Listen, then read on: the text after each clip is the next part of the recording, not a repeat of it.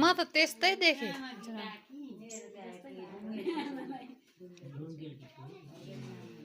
म त पहिला देख्थेँ म आइबस्थेँ नि पहिला त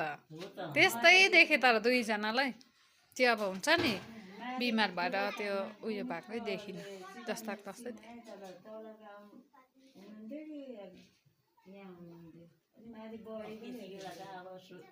दुःख परेको बेलामा के चिनिन्थ्यो र होइन त्यहाँ आउनु भएन नि आउनु केही पनि चाहिँदैन भनेकै हो नि मैले आमालाई अप्ठ्यारो लाग्यो है आउनु भएन अब यति बेला गर्दा 10 दिनभित्रमा गङ्गाजीमा अस्तो पुग्नुपर्छ भनेर गडुरमा लेखिएको छ र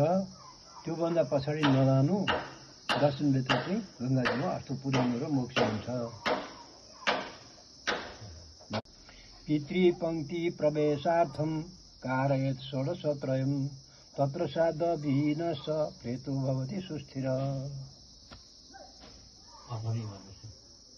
यसको अर्थ